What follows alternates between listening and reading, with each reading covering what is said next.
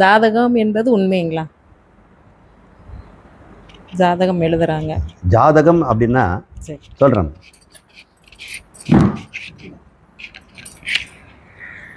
எதெல்லாம் பிறக்குதோ அது பிறந்த நேரம், அது பேர் ஜாதகம்னு பேர். ஜாதகம்னாலே பிறந்ததுன்னு அர்த்தம். ஜானா பிறக்கிறதுன்னு அர்த்தம். கிரிஜா அப்படின்னா மலையில் பிறந்தவள். ஜானா என்ன? பிறக்கிறது. கிரின்னா மலை. பத்மஜா அப்படின்னா என்ன அர்த்தம்? மலரில் பிறந்தவள். பூவாத்தாள். இங்கே ஒரு கோயில் இருக்குது, பூவாத்தாள். மலர் மகள்.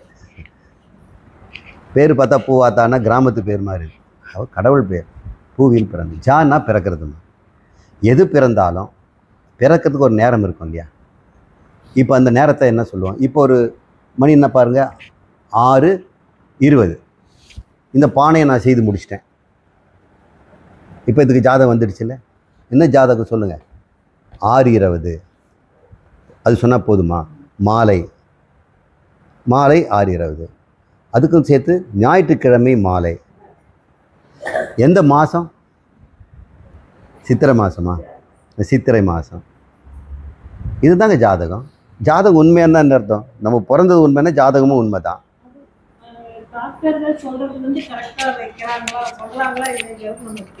ஆமாம். சரி, நீங்கள் கேள்வி நீங்கள் கேட்டது புரிஞ்சுக்கிட்டா. இப்போ ஜாதகங்கிறது ஜோசியத்தை நீங்கள் சேர்த்து நினச்சிக்கிட்டு இருக்கீங்க. ஜோதிடமும் ஜாதகமும் குழப்பிக்கிட்டீங்க. ஜோதிடம்ன்றது ஜாதகத்தின் அடிப்படையில் இருப்பது. ஜாதகங்கிறது பிறந்த நேரம்.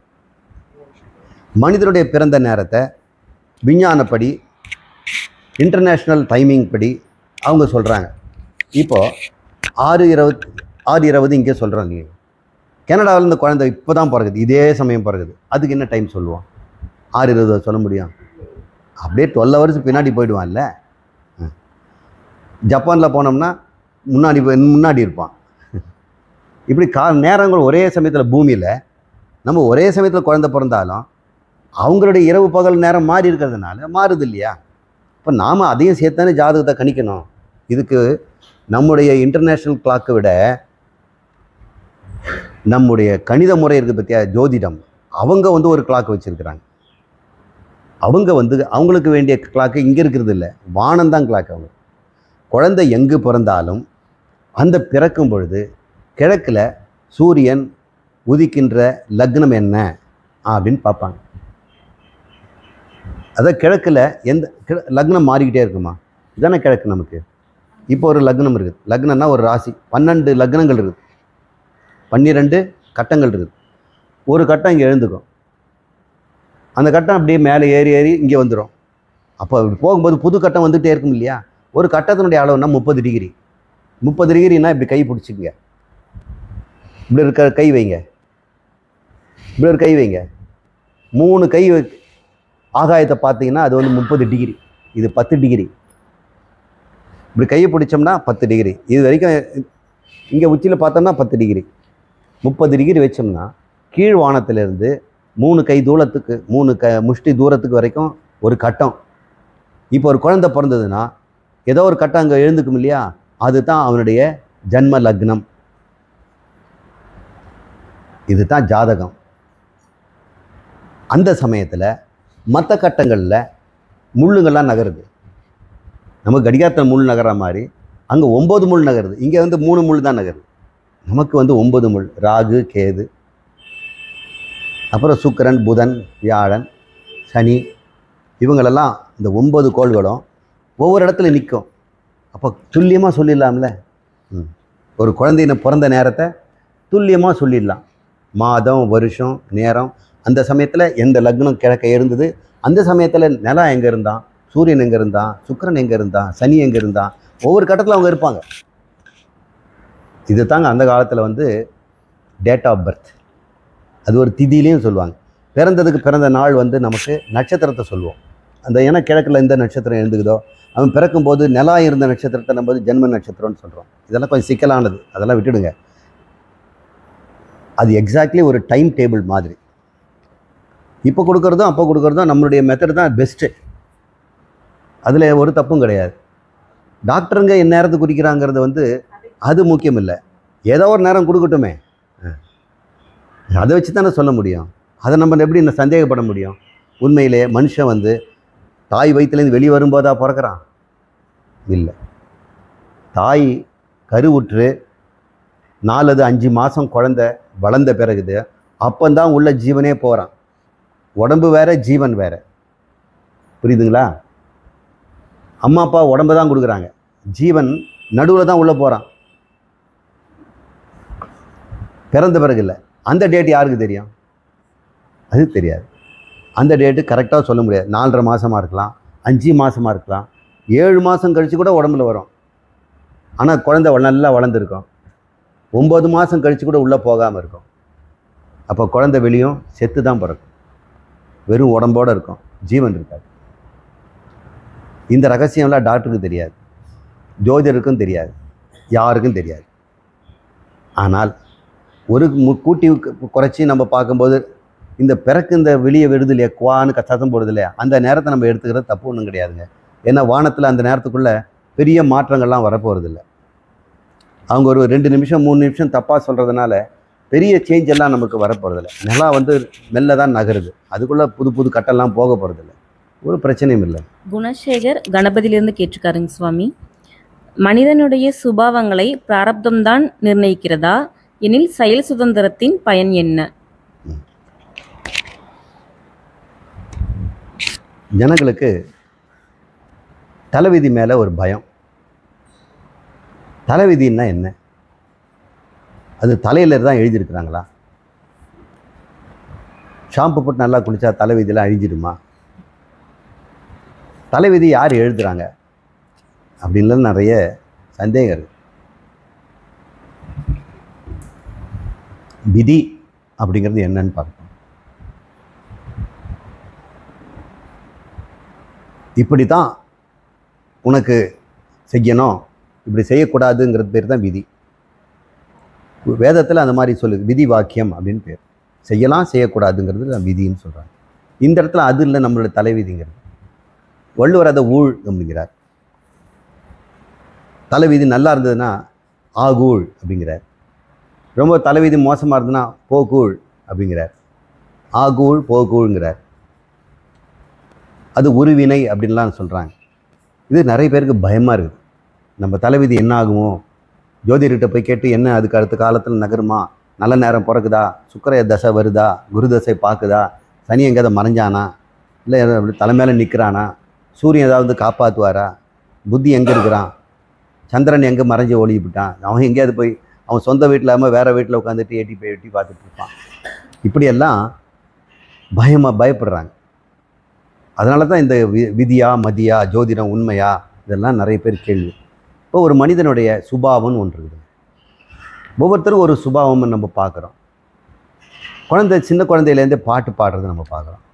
அந்த குழந்தைங்களுக்கு எந்த இன்ஸ்ட்ருமெண்ட்டும் வாங்கி தர மாட்டாங்க, ஏழைங்க. அது கிராமத்தில் இருக்கிற குழந்தைங்க. அப்புறம் சூப்பர் சிங்கர் ஜூனியரில் பார்த்தா உலக பிரசித்தி பெற்ற குழந்தை இவ்வளோ இத்தினோன்று இருக்குது. எங்கேருந்தோ பிடிச்சிட்டு வந்துருக்குறாங்க. அவங்க அப்பா வந்து நியூஸ் பேப்பர் விற்கிறேங்கிறாரு, ஒருத்தர் வாட்டர் டேப் பாட்டிலை வந்து தெருவாக விற்றுட்டு இருக்கிறாரு, மரம் வெட்டி பிழைக்கிறவங்க. அந்த குழந்தைங்க எப்படிங்க அந்த மாதிரி பாட்டு வரும்? நம்மளும் வந்து மாதம் 500 ரூபாய் கொடுத்து ஒரு டீச்சர்கிட்ட அனுப்பிட்டு வரோம், பாடுன்னா பா அப்படின்னு கற்றுது, பாட்டே கற்றுமா. இவங்களை வந்து செலவு பண்ணிகிட்டே இருக்கிறாங்க. அது விட்டு பரதநாட்டியம் அனுப்பிடுறாங்க. அப்புறம் வேறு ஏதாவது ஒரு கோர்ஸு, இந்த கோர்ஸு, அக்குபங்க்சர் கோர்ஸு, இல்லைன்னா அபாக்கஸ் கோர்ஸு விட்டு தொலைக்க மாட்டாங்க. குழந்தைகளை டார்ச்சர் பண்ணுறாங்க. இந்த டீச்சர் வந்து சம்மர் வெக்கேஷன் தான் விளையாடணும் விட மாட்டேங்கிறாங்க. ஏதாவது கோர்ஸில் அனுப்பிச்சிட்டு இது வந்து கோர்ஸ் பண்ணிக்கிட்டு இருக்கிறாங்க. இந்த மாதிரி இந்த குழந்தைக்கு இசை மேலே ஒரு ஆசை ஏன் வருது? மிருதகத்து மேலே ஒரு ஆசை, படம் வரைகிறது மேலே ஆசை, இதெல்லாம் நல்லா தான் இருக்குது. ஆனால் சில குழந்தைங்களுக்கு எதை கொடுத்தாலும் கிளாஸில் போயிட்டு எல்லோரும் கொடுத்துட்டு வந்துடுது. இப்போ நேத்தானே புது பென்சில் வாங்கி கொடுத்தாங்க, சுகுமாருக்கு கொடுத்துட்டம்மா அப்படின்னு. ஏன் கொடுத்தேன்னா அவன் கேட்டான், கொடுத்துட்டேன். அப்புறம் இன்னொன்று வாங்கி கொடுப்பாங்க. அப்புறம் உனக்கு தான் கொடுத்துருக்க, ரொம்ப காஸ்ட்லி, உங்கள் அத்தை வந்து வெளிநாட்டில் வாங்கி கொடுத்துருக்காங்க சாக்லேட், நீ சாப்பிடுன்னுவாங்க. நீ சாப்பிட்டியானா? இல்லை, எல்லாருக்கும் கொடுத்துட்டேன்னு. சில குழந்தைங்க எல்லாருக்கும் கொடுத்துட்டு, இன்னொரு குழந்தைங்க வீட்டுக்கு வரும்போது பார்த்தா 5 ரப்பர் இருக்குது. எப்படி ஒரு ஒரு பெட்டியில் 5 ரப்பர் இருக்குது, புது புதுதாக பென்சில் இருக்குது, டீச்சர்கிட்டேருந்து களவாடிட்டு வந்துருக்கு. அப்படி இருக்குது. ஒன்று உஷாராக இருக்குது, இன்னொன்று சொல்லாதெல்லாம் சொல்லுது. எங்கள் வீட்டில் இது நடந்தது, அது நடந்ததுலாம் சொல்லுது. சிலதெல்லாம் ஒட்டு கேட்குதுங்க. இதெல்லாம் சுபாவம் தானே. குழந்தையிலேருந்து ஒரு சுபாவம் இருக்கிறத நம்ம பார்க்குறோம்ல. அதெல்லாம் யார் கற்றுக் கொடுத்தாங்க? இது தலைவிதியா அப்படின்னு கேட்குறாரு அவர். அப்போ தலைவிதின்னா சுபாவம் மாறாதுன்னு ஆகிடும். ஸ்வபாவம் அது பேர் சுபாவம்னு பேர். ஸ்வன்னா தன்னுடைய, பரன்னா இன்னொன்னுடைய, பரபாவம்னா இன்னொருத்தரது, ஸ்வபாவம்னா என்னுடைய, தன்னுடைய இருப்பு நிலை. பாவம்னா இருப்பது, நான் எப்படி இருக்கிறேன் என்பது பேர் சுபாவம். நான் எப்படி இருக்கேன்? நான் நல்லவனாக இருப்பேன்னா என்னுடைய சுபாவம். நான் எப்போவும் மற்றவங்கள புரளி பேசிகிட்டே இருப்பேன். யாரை கேட்டாலும் அவன் கிடக்கிறான், அவனையை பற்றி எனக்கு நல்லா தெரியும், நீ தான் சும்மா பேர் சொல்கிறேன், அவனுக்கு என்ன பண்ணான்னு தெரியுமான்னு தேவையில்லாததெல்லாம் சொல்லிகிட்டே இருப்பாங்க. இது அவங்களுடைய சுபாவம். இது தலைவிதியா அப்படின்னா தலைவிதி கிடையாது. சுபாவம். தலைவிதினா என்னன்னு முதல்ல பாருங்கள். இதை கர்ம வினைன்னு சொல்கிறோம். தலைவிதியை கர்ம வினைன்னு சொல்கிறோம். கர்மம்னா செயல். செயல் செய்தோம்னா அது விளைவு இருக்குமா? விளைவு இல்லாமல் இருக்குமா? நான் ஒரு செயல் செய்கிறேன், இல்லை தண்ணீரையோ அல்லது பாலோ எடுத்து காய்ச்சி சாமி கொடுக்குறேன், இது ஒரு செயல் தான். இன்னொருத்தர் வாங்கினார், இதெல்லாம் எதுக்கு இங்கே கொண்டாந்து வச்சுருக்கீங்க, கீழே போட்டு உடைக்கிறார், அது ஒரு செயல் தான். கீழே போட்டால் இதுக்கு ஒரு விளைவு உண்டாகுது, இது ஓடாயிடுது. இதுக்கு பாலை ஊற்றி சாமிக்கிட்ட வச்சா அது பூஜைன்னு புண்ணியமாகுது. இப்போ செயல் இருக்குது, அதுக்கு விளைவும் இருக்கும். இல்லை, ஒவ்வொரு செயலுக்கும் ஒரு விளைவு இருக்கும். விளைவு இல்லாத ஒரு செயல் உண்டா? ஒரு விளைவு இருந்தால் செயல் இல்லாமல் இருக்குமா? இங்கே எது செடி வளர்ந்துருக்குதுன்னா அதுக்கு விதை இருந்துருக்குன்னு தானே அர்த்தம். ஒன்று இருக்குதுன்னா அதுக்கு முன்னாடி ஒரு காரணம் இருக்கணும். சரிங்க, இப்போ நீங்கள் பிறந்திருக்கிறோம். ஒருத்தன் தேவதத்தன் இன்னைக்கு குழந்தையாக பிறந்திருக்கிறான். என்ன செய்து அவன் பிறந்தான்? பிறந்த பிறகு தான் இனிமேல் செய்ய போகிறான். இவன் பிறக்கிறதுக்கு காரணம் என்ன? அப்போ ஏற்கனவே ஏதோ செய்தது தானே காரணம். அப்போ நம்ம பிறந்ததே ஏற்கனவே செய்தனுடைய கர்மத்தினுடைய விளைவு தான் நம்ம பிறப்பே. நம்ம பிறந்த பிறகு கர்மம் செய்து நம்ம உண்டாகலை. அப்போ நம்ம கடைசியில் 90 வயசில் ஒருத்தன் சாகரான்னு வைங்க, அவனுடைய 90 வயசும் அந்த உடம்புக்கு என்னென்ன நோய் வரணும், என்னென்ன சந்தோஷம் வரணும், எவ்வளோ சுகம் வரணுங்கிறதெல்லாம் அப்போ உண்டாக்குறதா? சொல்லுங்கள், அப்பப்போ உண்டாக்கிறோமா? ஒட்டுமொத்த வாழ்க்கையுமே ஏற்கனவே டிசைன் பண்ணத்தானே இப்போ பிறக்கிறோம். அது பேர் தலைவிதிங்கிறோம். இப்போ தலைவிதிங்கிறது நாம் செய்தது தானே. இந்த உடம்பு எடுப்பதற்கும், இந்த அம்மா அப்பாவுக்கு பிறக்கிறதுக்கும், இந்த வாத்தியார்கிட்ட படிக்கிறதுக்கும், இந்த ஊரில் இருக்கிறதுக்கும், இந்த மாதிரி கண் இருப்பதற்கும், இந்த மாதிரி கை விரல் இருக்கிறதுக்கும், இந்த மாதிரி இருக்கிறதுக்கெல்லாம் காரணம் என்ன? அது கர்மம் தானே. எந்த மாதிரி கர்மம் செய்தோமோ அந்த மாதிரி உடம்பு கொடுக்குறாங்க. அப்போ ஒருத்தருக்கு உடம்பு கொடுக்கணுன்னா பகவான் கேட்குறாரு. உடம்பு இல்லாமல் ஒருத்தர் நிற்கிறான், சட்டை இல்லாமல் இருக்கிற மாதிரி உடம்பு இல்லாமல் நிற்கிறான். என்ன வேணும் உனக்குன்றார். நான் எங்கேயாவது பிறந்து உடம்பு வேணும் சாமி. எந்த மாதிரி உடம்பு? உன் இஷ்டம்லாம் கொடுக்க முடியாது, உன் கர்ம வினையை கொண்டாங்கிறார். இந்தாங்க அப்படி ஃபைல் கொடுக்குறான். 2 ஃபைல் தரான். ஒரு ஃபைலு புண்ணியம், இன்னொரு ஃபைல் பாவம். அப்படி புரட்டி பார்க்குறார். டேய், நல்லா தான் இருக்குது புண்ணியெல்லாம், நல்ல பையனாக தான் இருக்கிற. உன்னை ஒரு உயர்ந்த ஜாதி குடும்பத்தில், நல்ல படிப்பாளி வீட்டில், அம்மா அப்பா நல்ல ஆரோக்கியமாக சண்டை பிடிச்சிக்காம நல்ல செலவு பண்ணி உன்னை படிக்க வைக்கிற குடும்பமாக புண்ணியம் நிறைய வச்சுருக்கிறடா. ஆனால் இந்த ஃபைல் ரொம்ப மோசமாக இருக்குதே. என்ன சாமி சொல்கிறீங்க? இந்த புண்ணியத்துக்கு இந்த மாதிரி உனக்கு உடம்பு கொடுத்துட்றேன், அம்மா அப்பாவை கொடுத்துட்றேன். ஆனால் போகம்னு ஒன்று இருக்குதுல்ல, அனுபவம்னு, அதில் இந்த புண்ணியத்தை நீ இந்த உடம்புல அனுபவிச்சுக்க, பாவமும் பண்ணியிருக்கிறியடா. என்ன பண்ண போகிறீங்கன்னு? இந்த மாதிரி உனக்கு ஒரு 30 வயசு வரைக்கும் நல்லா இருக்கும், அதுக்கப்புறம் ஒரு ஸ்டமக் அல்சர் வரும் உன் பாவப்படி. அதில் நீ மாத்திரை மருந்துன்னு சாப்பிட்டு கஷ்டப்படுவ. பரவாயில்லையா? என்ன பண்ணுறது, என் தலைவிதின்னு. ஏன் தலைவிதின்னு சொல்கிறான்? அப்போ அவன் தானே செய்தான் அந்த பாவத்தை. இப்போ பாவம் செய்துட்டு இவன் அப்புறம் தலைவிதின்னு சொல்லும்போது யாரோ தலையில் போய் எழுதுனதுன்னு சொல்கிறான். இப்போ நாமெல்லாம் இந்த உலகத்தில் இப்படிலாம் நடமாடுறதுக்கு காரணம் நாம் தானே காரணம். இறைவன் ஏன் இப்படி படைச்சான் அப்படின்னு. நீ கொடுக்கறதுக்கு ஏற்ற மாதிரி தான் அவன் படைப்பான். நீ ஒரு 5 ரூபா கொடுத்தா அதுக்கேற்ற இட்லி கொடுப்பான். எனக்கு விலையெல்லாம் தெரியலங்க. காசு இருந்தால் தோசை, காசுக்கு ஏற்ற தோசை தான் கொடுக்க முடியும். இப்போ எல்லாருக்கும் ஆண் உடம்பு, பெண் உடம்பு, குருட்டு உடம்பு, நல்ல கண் இருக்கிற உடம்பு, புத்திசாலி உடம்பு, மந்த உடம்பு, சுபாவம். அது யாருது?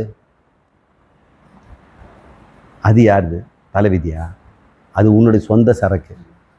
அதை வச்சு தான் கர்ம வினையை நீ செய்த. இப்போ சுபாவம் வந்து தலைவிதி கிடையாது, அது உன்னுடைய இயல்பு. ஒருத்தன் போன பிறவியில் திருட்டு சுபாவம் இருந்ததுன்னா அவன் எவ்வளோ பாவம் பண்ணியிருப்பான். அப்புறம் அவனுக்கு என்ன உடம்பு கிடைக்கும்? சரி, புது உடம்பு கிடைச்சாக்கா அவன் சுபாவம் மாறிடுமா? அப்போ சுபாவம் தலைவிதியா?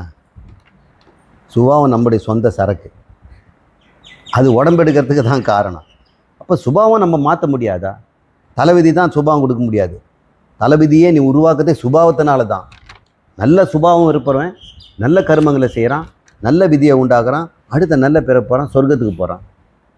தீய சுபாவம் இருக்கிறவன் தீய கர்மங்களை செய்கிறான், அதுக்கேற்ற மாதிரி ஒரு தீய உடம்பு, நரக உடம்பு, பூமியிலேயே புழு பூச்சிகளாகும், செடிகளாகும், நாயாகும், நண்டாகும் ஏதோ பிறந்து தொலைக்கிறான். அப்புறம் பாவம் தீர்ந்த பிறகு சாமி கூப்பிட்றாரு, சரி பாவம்லாம் முடிஞ்சு போச்சு, இப்போ மனுஷனுக்கு கொடுக்குறப்பையா திருந்துவியா அப்படின்னு. அப்போ அவன் திருந்தனானா சுபாவத்தை நாம் தான் மாற்றணும். சுபாவத்தை பிராரபன் தலையிலையோ சாமி தலையிலோ போட்டுறக்கூடாது. எங்கள் அம்மா அப்பா தான் இந்த மாதிரி சுபாவத்தை கொடுத்தாங்கன்னு சொல்லக்கூடாது. அம்மா அப்பாவுக்கு பாட்டு வாசனையே இல்லாதவங்க கூட குழந்தைங்களுக்கு சுபாவமாக பாடுது. அம்மா அப்பா 2 பேரும் தர்ம சிந்தனை இருக்குது, நல்லவங்களாக இருந்தால் கூட இது திருட்டு குழந்தையாக இருக்குதுன்னு நம்ம பார்க்குறோம். சுபாவம்லாம் நாம கொண்டு வருவது, அது தலைவிதி இல்லை. தலைவிதியை உண்டாக்குவதற்கு வேண்டிய காரணமாக அமைது நம்ம சுபாவம். அப்போ அந்த சுபாவத்தை நாம் நல்லபடியாக மாற்றணும்னா நம்முடைய தலைவிதியை நாமளே மாற்றலாம் இல்லையா? ஒருவேளை மோசமான தலைவிதியினால், அதாவது சென்ற பிறவியில் செய்த கர்மத்தினால இன்றைக்கி துன்பத்தில் நாம் வாழறோம்னு வைங்க. ஆனால் நம்ம சுபாவத்தை மாற்றிட்டோம்னா இது துன்பம் கூட ஆனந்தமாக இருக்கும். நம்ம துன்பத்தை ஆனந்தமாக எப்படி மாற்ற முடியும்? நிறைய பேருக்கு எது துன்பங்கிறாங்களோ அது சில பேருக்கு விரதங்கிறாங்க. ஐயா சாமி 2 நாளாக சாப்பிட்லைங்க அப்படிங்கிறான், அவன் துன்பங்கிறான். இங்கே ஒரு அம்மா சொல்கிறாங்க, நான் 6 வாரமாக எதுவும் சாப்பிட மாட்டேன், தயவுசெய்து எதுவும் கொடுத்துடாதீங்க அப்படிங்கிறாங்க. பட்னி இவங்களுக்கு உண்டு, அவனுக்கு உண்டு. இவன் துன்பம்னு நினைக்கிறான், இவன் பெரிய புண்ணியம்னு நினைக்கிறாங்க. எக்ஸ்ட்ரா 4 நாள் இவங்க சாப்பிட மாட்டாங்க, அவன் 1 நாள் கூட சாப்பிட மாட்டாங்க. ஒருத்தன் தண்டனைங்கிறான், ஒருத்தன் விரதங்கிறான், வலியை பொறுத்துக்கிறான். ஒருத்தன் வந்து ஊசி குத்தினாலே அவனுக்கு தாங்க முடியாது, ஒருத்தன் இங்கே குத்தி இங்கே எடுக்கிறான். அழகு, இவ்வளோ பெரிய அழகு தூக்கிட்டு போகிறான். அது ஆனந்தமாக தானே இருக்குது, பெருமையாக தானே இருக்குது. இந்த உலகத்தில் துன்பங்கிறது என்ன இருக்குது, இன்பங்கிறது என்ன, நாம் எப்படி நிச்சயிக்கிறோங்கிறது தானே இருக்குது. நாம் எப்படி அந்த துன்பத்தை அனுபவிக்க போகிறோங்கிறதுல நம்முடைய சுபாவம் தானே. இப்போ இன்பம் துன்பங்களை இறைவனே கொடுத்தாலும் எவன் ஒருவன் விவேகியாக இருக்கிறானோ அவன் ஆனந்தத்திலே எல்லாத்திலும் ஆனந்தத்தை பார்ப்பான். எவன் ஒருவன் விரதம் இருந்து வாழ்ந்தானோ, வெறுங்காலில் நடந்தான், பழனிக்கு ஏறுறான், இந்த தார் ரோட்டில் வெறுங்காலில் சுட சுட அந்த குழந்தைகள்லாம் நடக்கிறத நான் பார்க்கும்போது காலெல்லாம் எப்படி பற்றி எரிஞ்சுக்கும், புண்ணாக போயிடும். சபரிமலைக்கு போகிறாங்க, அந்த கஷ்டத்தை அனுபவிக்கிறாங்கல்ல. இங்கே இவனுக்கு செருப்பு இல்லாமல் நான் நடக்க மாட்டேன்னு சண்டை பிடிக்கிறாங்க. இவன் 5 செருப்பு இருக்கிறான், செருப்பு இல்லாமல் போகிறான். ஏன் இவன் துன்பத்தை இப்படி ஆனந்தமாக அனுபவிக்கிறான்? இன்ப துன்பங்கள் எல்லாம் சுற்றுச்சூழல் தரட்டும், ஆனால் உன் மனசு எப்படி எடுத்துக்குதுங்கிறது பார். அதுதான் சுபாவங்கிறோம். நாம் சுபாவத்தை மாற்றிக்கணும். இறைவனுக்காக நான் துன்பத்தை அனுபவிக்கிறேன், அதுபோல் இந்த பிறவியில் நான் கொடுத்த துன்பத்தையும் இறைவனுக்காக நான் அனுபவிக்கிறேன்னு வாய்ப்பாக எடுத்துங்க. கால் அடிப்பட்டு மாவு கட்டு போட்டு 1 மாதம் படுத்துக்கிட்டுன்னு வைங்க, நல்லதுன்னு நினச்சிக்கோங்க. சாமி கும்பிட்றதுக்கு நல்ல நேரம் கிடச்சி சாமி பாட்டாக கேட்டுட்ருக்கலாம். அன்றைக்கி தான் நல்லா பகவத்கீதையெல்லாம் கேட்கலாம். சாமியை பேசியிருக்கிறார் யூடியூப்பில், போட்டு வச்சுருங்க. இன்றைக்கி எங்கேயும் வேலை எல்லாம் கிடையாது, ஒன்றும் கிடையாது, வேலைக்கு நர்ஸ் வாயில் கொண்டாந்து ஊட்ட போகிறாங்க. இதுதான் நல்ல சமயம். உபநிஷத்து முழுக்க கேட்டு முடிச்சுடுவேன், முக்தி அடைஞ்சிடுவேன். அப்போ உங்களுக்கு கால் அடிபட்டது வரமா சாபமா? சாபத்தையெல்லாம் வரமாக மாற்றணும். நம்முடைய மனம் சுபாவத்தை மாறணும். நமக்கு வாழ்க்கையில் கொடுக்கப்பட்ட சோதனைகளெல்லாம் நாம் நம்ம புடம் போட்டு தங்கமாக மாற்றுவதற்கு நம்ம மாற்றிக்க தயாராக இருக்கணும். அந்த சுபாவம் வந்து தலைவிதி கிடையாது. நம்மால் நாமே விரும்பி எடுத்துக்கொள்ளப்பட்ட ஒரு பாவனை, ஸ்வபாவனை. அதை நாம் மறுபடியும் மாற்றிக்கொள்ள முடியும். யாரை பார்த்தாலும் நம்ம இவங்க எங்கேயோ பார்த்த மாதிரி இருக்கு, அந்த உணர்வு வந்துட்டே இருக்கு அடிக்கடி. எப்போ எந்த நேரத்தில் யாரை பார்த்தாலும் இவங்க எப்போ நம்ம பார்த்துருக்கோம், எங்கே பார்த்துருக்கோம்னு தெரியல, அந்த ஒரு உணர்வு. எல்லாருமே வா. ஆமாம், என்ன கூட ஆமாம். பார்க்காம இல்லை, எப்போ பார்த்துருக்கோம், எங்கேயோ பார்த்துருக்கோம்.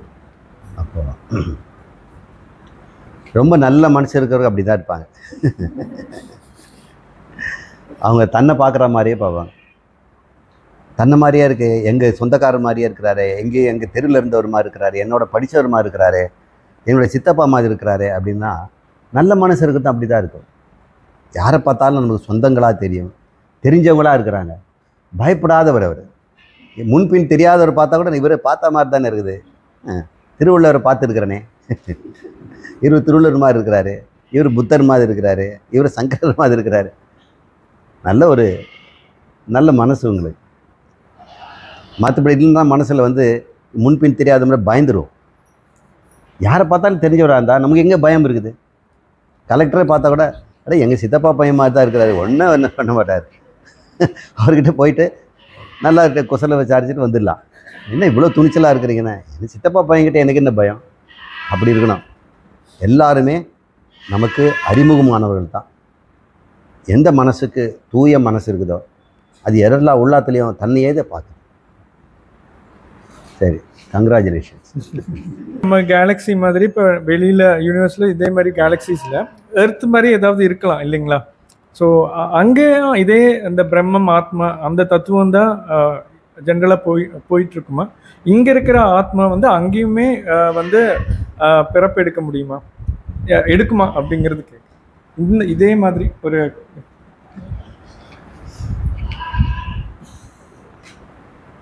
எங்கே போனாலும் அணுக்கள் ஒன்று தான். வேற ஒரு கேலக்சியில் அங்கே ஒரு 250 மில்லியன் நட்சத்திரங்கள் சேர்ந்து ஒரு கேலக்சின்னு வைங்க. ஒரு கேலக்சிங்கிறது நட்சத்திர கூட்டம். ஒவ்வொரு நட்சத்திரம் ஒரு சூரியன், ஒரு நட்சத்திரம் ஒரு சூரியன். இங்கே வானத்தில் பார்க்குறதெல்லாம் ஒரு சூரியன் தான். தூரத்தில் இருக்கிற நட்சத்திரங்கிறோம். நம்ம சூரியனோட பல மடங்கு பெருசெல்லாம் இருக்குது. அப்போது 250 மில்லியன் நட்சத்திரங்கள் சேர்ந்தால் அந்த கூட்டத்தை வந்து கேலக்சிங்கிறோம். இப்போ நம்ம வந்து இங்கே ஒரு புள்ளியாக ஒன்று தெரியுதுங்கிறீங்களே, அது வந்து நட்சத்திரம்னு சொல்லிட்டு இருக்கிறோம்.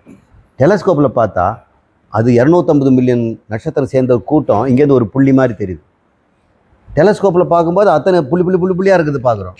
அப்போ அத்தனை அங்கே எத்தனை பூமிகள் இருக்கும், அங்கே எத்தனை ஜீவர்கள். இப்போ நான் கேட்குறேன், அங்கே ஆகாயம் ஒன்று தானே? இந்த ஆகாயம் அந்த ஆகாயம் வேறையா? இங்கே இருக்கிற நட்சத்திரம் தான் அங்கே நட்சத்திரமாக இருக்குது. இங்கே இருக்கிற பூமி மாதிரி தான் அங்கே இருக்கும். அந்த பூமியிலையும் இந்த பூமியில் என்னென்ன எலிமெண்ட்ஸ் இருக்குது? எர்த் எலிமெண்ட்ஸுங்கிறோம். மேஜராக இங்கே சிலிக்கா இருக்குது, அலுமினியம் இருக்குது, கோல்டு இருக்குது, டங்ஸ்டன் இருக்குது, என்னென்னவோ அந்த மெட்டாலிக் எலிமெண்ட்ஸ் எல்லாம் இங்கே இருக்குது. அப்புறம் காற்றுல நமக்கு சொல்லக்கூடிய வாயுக்கள்லாம் இருக்குது. ஒரு 7-8 வாயுக்கள், ஹைட்ரஜன், நைட்ரஜன், கிரிப்டான், ஆர்கன், இது மாதிரிலாம் இருக்குது. இதே தானங்க அங்கே இருக்கும். அப்போ அங்கேயும் உடம்பு இதே மாதிரி தானே இருக்கும். அங்கே இருக்கிற பொருளை இப்போ சிருஷ்டி பண்ணது கடவுள்னா, நாம் வந்து சயின்ஸ் ஃபிக்ஷனில் வேறு ஒரு கிரகத்தில் இருக்கவனுக்கு பச்சை உடம்பாக இருக்கும், ஆண்டன்னா இருக்கும், அவனுக்கு மூக்கு பெருசாக இருக்கும், அவன் நம்மளோட டெக்னாலஜியில் அப்படிலாம் இருக்காது. ஒரே சிருஷ்டிகர்த்தா ஒரு திட்டத்தோடு படைச்சிருக்கிறார். மனிதனுக்கு புத்தி கொடுத்துருக்கிறார். புத்தியின் மூலம் அவன் மோட்சம் அடையலாம் அல்லது அவன் சம்சாரத்தில் அடையலாம். புத்தி இல்லைன்னா பிரச்சனையே இல்லை. இதுக்கு புத்தியே இல்லை, அதனால் இதுக்கு சம்சாரமும் இல்லை, இது பிறப்பிறப்பெல்லாம் கிடையாது, இது பாட்டுன்னு ஆனந்தமாக இருந்துகிட்ருக்கு. ஆனால் மனிதனுக்கு அப்படி இருக்குது.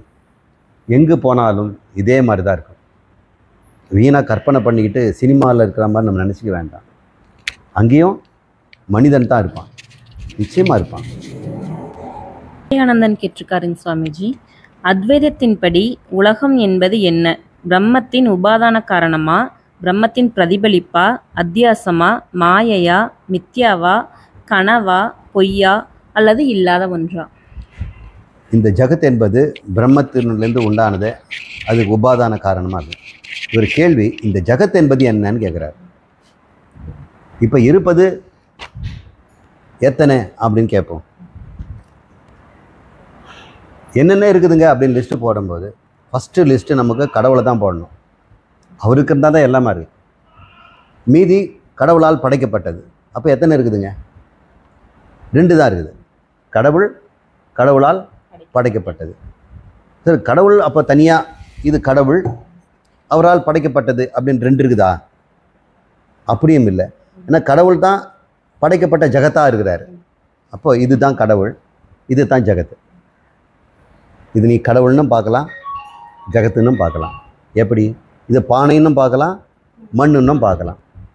மண்ணுன்னு பார்த்தா இதுதான் கடவுள், பானைன்னு பார்த்தா இது அதை சிருஷ்டி செய்த ஜகத்துன்னு சொல்லலாம். இந்த பானைக்கு அறிவு இருந்ததுன்னா மண்ணினுடையது தான். இந்த பானைக்கு இந்த மாதிரி பெரிய தொப்பை இருக்குதுன்னா மண்ணினுடையது தான். பானைக்குன்னு எதுவுமே இல்லை, எல்லாமே இறைவனுடையது தான். ஈசாவாஸ்யம் இதம் சர்வம். இப்போ பிரம்மம் என்பது இது ஜகத்துன்னு வைங்க. இதில் இருக்கிற ஒவ்வொரு அணுவும் கடவுள் தானே, இந்த வடிவம் அவருடைய தானே. இதை தவிர வேற ஏதாவது இருக்குதா? இந்த ஜகத்துங்கிறது பானை கடவுளுடைய உபாதான காரணமா, பொய்யா, வித்யாவா, வேற என்னென்னுங்க பேர் சொல்கிறாரு? அத்தியாசம். இதெல்லாம் ஒவ்வொரு விஷயமும் பேசும்போது நம்ம என்னென்ன சொல்கிறோங்கிறது தான் இந்த பேச்சுக்கெல்லாம். இப்போ நான் அதுக்கு அர்த்தம் சொல்கிறேன். கடவுளை பார்த்துட்டு இருக்கீங்களா? இங்கே கையில் நான் ஒரு மாடல் காட்டுறேன். கடவுள் என் கையில் இருக்கிறார், ஆனால் இப்போது பானையாக இருக்கிறார். இந்த பானையை நம்ம என்ன சொல்கிறோம்? ஜகத்துன்னு சொல்கிறோம். இப்போ கடவுளும் ஜகத்தும் இங்கே இருக்கிற 2 பேர் இருக்கிறாங்களா? இல்லை, ஒன்று தான் இருக்கிறார். கடவுள் இப்பொழுது ஜகத்தாக இருக்கிறார். இது சரி, பானையை நசுக்கி களிமண் ஆக்கிட்டேன்னு வச்சுங்க, அப்போ பானை இல்லை, ஆனால் மண் இருக்குது இல்லையா? அப்போ கடவுள் இருக்கிறார். மண் தான் கடவுள். அப்போ மண் பானையாகவும் இருக்கலாம், மறுபடியும் மழையில் கரைஞ்சி மறுபடியும் களிமண் ஆகிட்டார்னா கடவுள் மாத்திரம் இருக்கிறார், அப்புறம் பானையாக இருக்கிறார். இப்படி பானையாக மண்ணாகி பானையாக வந்ததுன்னா சிருஷ்டி செய்கிறார் அப்படின்னுக்கிறோம். அப்புறம் லயம் பண்ணிட்டாரு, தனக்குள்ளே எல்லாத்தையும் இழுத்துக்கிட்டாரு. இந்த பானையை பிசைஞ்சு மண்ணாக்கிட்டோம்னா இந்த பானை எங்கே போச்சு? கடவுள்கள் தான் இருக்குது. இப்போ மறுபடியும் பானை வேணும்னா எங்கேருந்து எடுக்க போகிறோம்? கடவுள்லேருந்து எடுக்க போகிறோம். இந்த மண்ணில் பானை இருக்கிறது, ஆனால் வெளியே கொண்டு வரது தான் கடவுள் தேவைப்படுறார். இந்த பானையால் மண்ணால் தனக்குத்தானே பானையை உண்டாக்க முடியாது. அப்போ குயவன் தன் அறிவை பயன்படுத்தி மண்ணிலிருந்து பானையை வெளியே கொண்டு வரான். இன்னொருத்தன் என்ன செய்கிறான்? அதே களிமண்ணை கொடுத்தோம்னா மண்ணிலிருந்து பிள்ளையாரை உண்டாகிறான். எனக்கு இது வேண்டாம் சார், எனக்கு மாம்பழம் வேணும்னா அதே மண்ணை பிசைஞ்சு மறுபடியும் மாம்பழம் ஆகி கொடுக்குறாரு. மண் ஒன்று தான் இருக்குது. மீதி ஜகத்துங்கிறது என்ன? இங்கே மண் தானே இருக்குது. இப்போ நான் இது இப்போ பிசைய முடியாது. இது ஒரு பிசையக்கூடிய மண்ணான்னு கொடுத்தோம்னா இப்போ நீங்கள் பானையாக கொடுக்குறீங்க. நானே கொஞ்ச நேரத்தில் என்ன பண்ணுறேன்? நசுக்கி பிசைஞ்சு மறுபடியும் இதை அழகான முருகராக்கிடுவேன். முன்னே நசுக்கி பிசைச்சு ஒரு குடியானம் ஆக்கிடுவேன். மறுபடியும் நசுக்கி மறுபடியும் மண்ணாக்கி நான் ஒரு பனை மரம் ஆக்கிடுவேன், தென்னை மரம் ஆக்கிடுவேன், ஒரு பூச்சி ஆக்கிடுவேன், நண்டு ஆக்கிடுவேன், எது ஒன்றா பண்ணுவேன். இப்போ சொல்லுங்கள், இருக்கிறது மண்ணு தானே. இப்போ ஜகத்து உடம்புன்னு சொல்கிறோமே, இதெல்லாம் என்ன? இதுக்கு தான் இவர் கொடுத்த பேரெல்லாம். மண்ணிலே நாம் இந்த வடிவத்தை சுமந்து பார்த்தோம்னா பானைங்கிறத நம்ம புரிஞ்சுக்கிறோம். அப்போ மண்ணை பானையாக பார்க்குற பேர், அதுக்கு பேர் அத்தியாசம்னு பேர். ஒன்றை இன்னொன்றாக பார்ப்பது, கயிறை பாம்பாக பார்ப்பது, சிப்பியை வெள்ளியாக பார்ப்பது போல மண்ணை நான் பானையாக பார்க்கிறேன். இதே மண்ணை வேற மாதிரி இருந்ததுன்னா பிள்ளையாராக பார்க்குறேன். அப்போது நாம் அது மீது சுமத்துகிறோம். மண்ணின் மீது பிள்ளையாரை சுமத்தி பார்க்கிறோம், மண்ணின் மீது பானையை சுமத்தி பார்க்கிறோம். இதெல்லாம் சுமத்தி பார்க்கும்போது இதுக்கு பேர் அத்தியாசம்னு பேர். அப்போ ஜகத் என்ன? அத்தியாசம். இப்போ சொல்கிறேன், இந்த பானைக்கு உபாதான காரணம்ங்கிறோம். உபாதானம்னா மெட்டீரியல்னு அர்த்தம். இட்லிக்கு என்ன மெட்டீரியலு? அரிசி மாவு. சப்பாத்திக்கு மெட்டீரியல் என்ன? கோதுமை மாவு. பானைக்கு மெட்டீரியல் என்ன? மண். இப்போ ஜகத்துக்கு மெட்டீரியல் என்ன? கடவுள். அப்படி பார்க்கும்போது இந்த ஜகத்து கடவுளுடைய மெட்டீரியல் ஆயிடுறாரு. அப்போ அவர் உபாதான காரணம் அப்படின்னு சொல்லலாம். எப்படி ஒன்று பேரெல்லாம் அந்தந்த சந்தர்ப்பத்துக்கு ஏற்ற மாதிரி நம்ம சொல்கிறோம். இது மாயைங்கிறோம், பிரகிருதிங்கிறோம், மித்தியாங்கிறோம், உபாதான காரணங்கிறோம், நாமரூபங்கிறோம், அத்தியாசங்கிறோம், எப்படி வேணால் சொல்லலாம். டீச்சிங்காக இந்த வார்த்தையெல்லாம் பயன்படுத்துகிறோம்.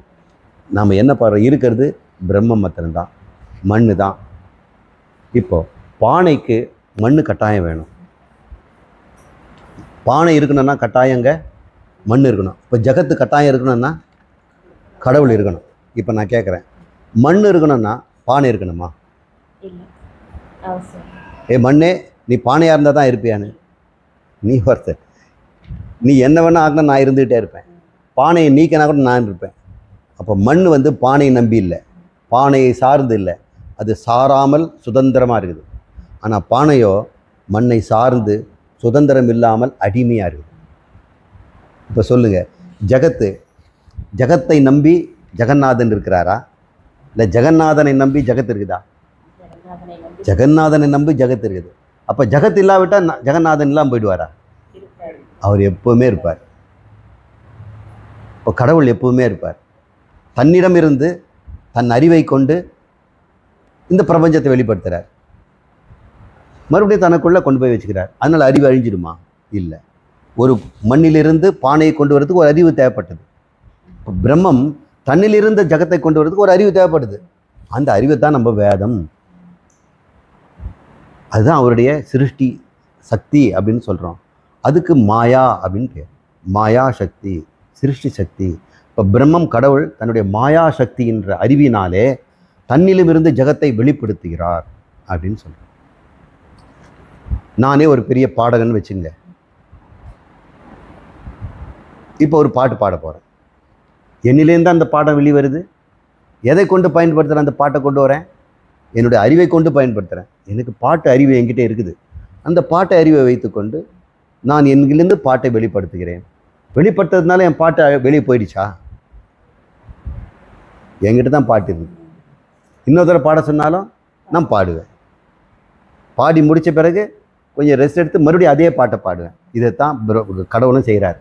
இதே ஜகத்தை கொஞ்சம் ரெஸ்ட் எடுத்துகிட்டு படைக்கிறார், கொஞ்சம் ரெஸ்ட் எடுத்துகிட்டு படைக்கிறார் அப்படின்னு நம்ம பேச்சுக்கு சொல்கிறோம். அவர் ரெஸ்ட்டும் கிடையாது, படைக்கவும் கிடையாது. எப்பொழுதுமே இது தொடர்ந்து நடந்து கொண்டிருக்கிறது அப்படின்னு புரிஞ்சுக்கோங்க. வித்தியாசம் ஒவ்வொருத்தவங்களுக்கும் ஒரு பேர் போட்டுக்கிறாங்க. ஓ சரி, மகான்களை அப்படி நம்ம கூப்பிடுறோம்.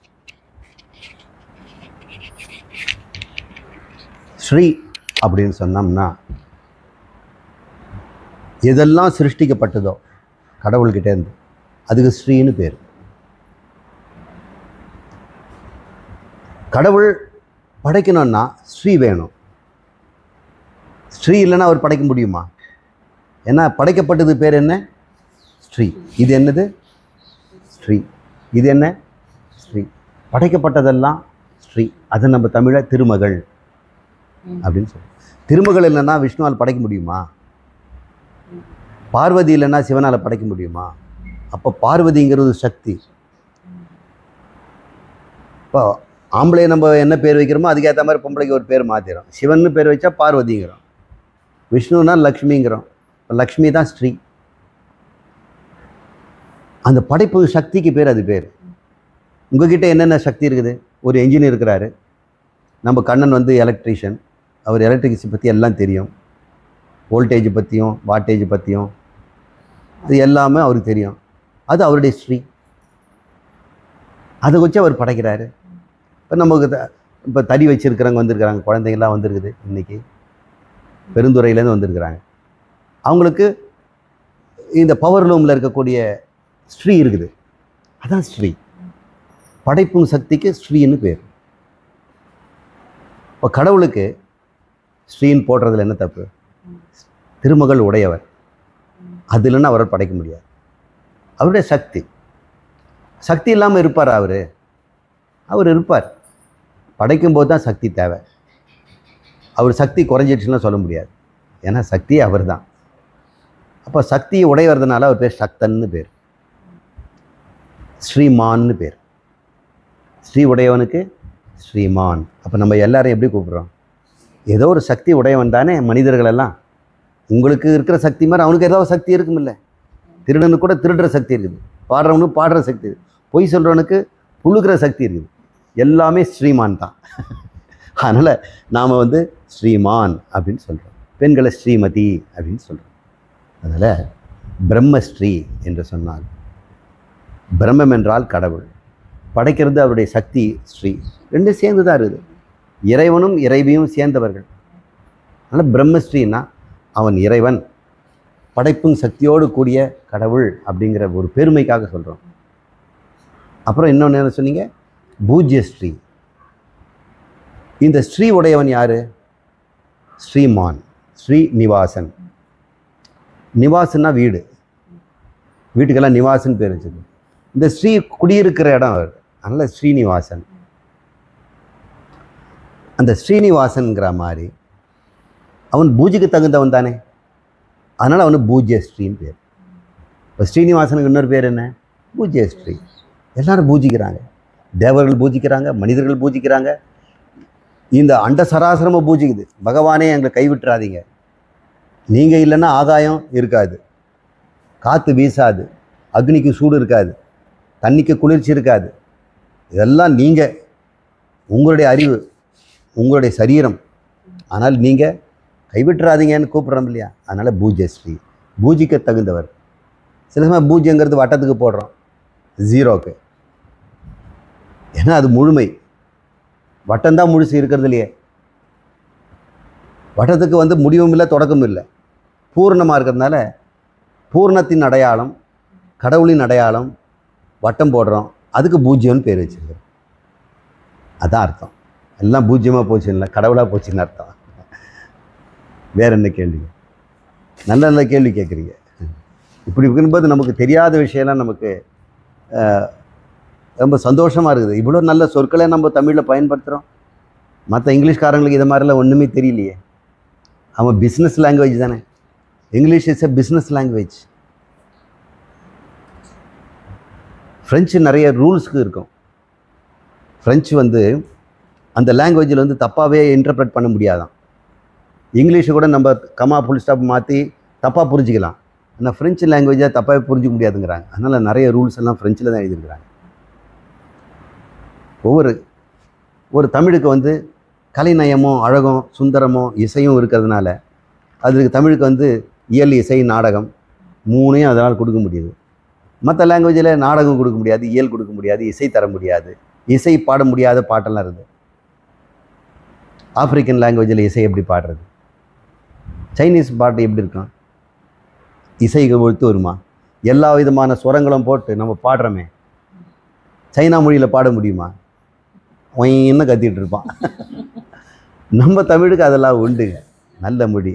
அது மாதிரி நம்ம நல்ல நல்ல தமிழ் சொற்கள் எல்லாம் நம்ம ஆராய்ச்சி செய்யும் பொழுது நமக்கு ரொம்ப சந்தோஷமாக இருக்குது. தமிழ் மொழிக்கு இயல் தர முடியும், இசை தர முடியும், நாடகம் தர முடியும், விஞ்ஞானமும் தர முடியும். 4 சக்தியும் அது இருக்குது. எல்லா மொழிக்கும் அதெல்லாம் கிடையாது. இங்கிலீஷ் சயின்டிஃபிக் லாங்குவேஜ், ஆனால் பொயட்டிக் லாங்குவேஜா அப்படின்னு சொன்னால் அந்தளவுக்கு அதில் சொல்ல முடியாது. எதுகை மோனையோ அதில் அணி இலக்கணங்களோ ஓமை நயங்களோ இங்கிலீஷில் அவ்வளோ கொடுக்க முடியாது. கொடுக்குறாங்க. தமிழை வந்து இங்கிலீஷில் டிரான்ஸ்லேட் பண்ணுறது கஷ்டம், அந்த இங்கிலீஷை தமிழில் அழகாக டிரான்ஸ்லேட் பண்ணலாம். சுவாமி வணக்கம்ங்க. ஒன்றை படிக்கிறதுக்கு பொதுவாக பேருக பார்த்தோம்னா புவியியல், வேதியியல், விலங்கியல், இது விவகார விஷயத்தில் படிக்கிறதுக்கெல்லாம் இந்த மாதிரி சொல்கிறோம். ஆனால் சில விஷயங்களுக்கு 3 விஷயங்களுக்கு தான் இப்படி ஈகம்னு சொல்கிறோம். ஆன்மீகம், லௌகீகம், பௌதீகம்.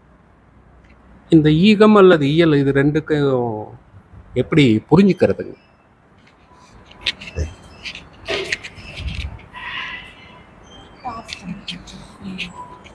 இந்த கம்மு போடுறோம் சிலதெல்லாம், ஆன்மீகம், லௌகீகம். தமிழில் இயல்னு போடுறோம், அது சமஸ்கிருதம். இது வந்து தமிழ், அது இயல். இயல்னா இயல்பு, தட் நேச்சர். புவியியல் மண்ணை சார்ந்த ஒரு பண்பு, நிலையியல், நீரியல். இயல்னு போட்டாலே இயல்புன்னு அர்த்தங்க, நேச்சர். அப்போ அதை பற்றி படிக்கிறோன்னா அந்த நேச்சரை படிக்கிறோம். மண்ணினுடைய இயல்பை படிக்கிறோம், அதனால் மண்ணியல் அப்படின்னு சொல்கிறோம், இயல்னு போடுறோம். அது இங்கிலீஷில் வந்து லாட்டினில் வந்து லோகோன்னு பேர். லோகோ அப்படின்னு நாலேஜ், லோகோன்னா லாய். இப்போ பயோலோகோ பயாலஜி, ஜியலோகோ ஜியாலஜி, சைக்கோலோகோ சைக்காலஜி அப்படின்னு லோகோன்னு போடுவாங்க. தமிழில் நம்ம வந்து லோகோ லோகோ போட முடியலையே, நமக்கு ஏதாவது போடணுமேனு நம்முடைய அறிஞர்கள் இயல்னு ஒன்று சேர்த்துக்கிட்டாங்க. இயல் அப்படின்னு. இயல்னா இயல்பு, அதை பற்றிய தன்மை. இப்போ சமஸ்கிருதத்தை எடுத்துக்கிட்டோம்னா அதே வந்து இந்த துவம் கம் அப்படின்ற விகுதியை சேர்த்துக்கிறாங்க. தத்துவம், கர்த்திருத்துவம், அந்த துவம்ங்கிற ஒரு இதை ஒட்டிக்குவாங்க, கம்முன்னு போடுவாங்க.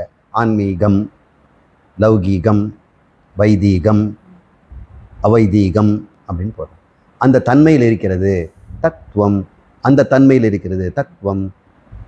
தத்துனா தன்மை, அதில் இருக்கிறது அப்படின்ற மாதிரி அந்த சொற்களை அமைச்சிருக்கிறாங்க. நல்ல நல்ல கேள்விதான் சொற்கள். நிறைவு செய்திடலாமா? ஓம் பூர்ணமத பூர்ணமிதம் பூர்ணாத் பூர்ணமுதச்யதே பூர்ணஸ்ய பூர்ணமாதாய பூர்ணம் ஏவாவசிஷ்யதே. ஓம் சாந்தி சாந்தி சாந்தி. ஹரி ஓம். ஸ்ரீ குருப்யோ நமः. ஹரி ஓம்.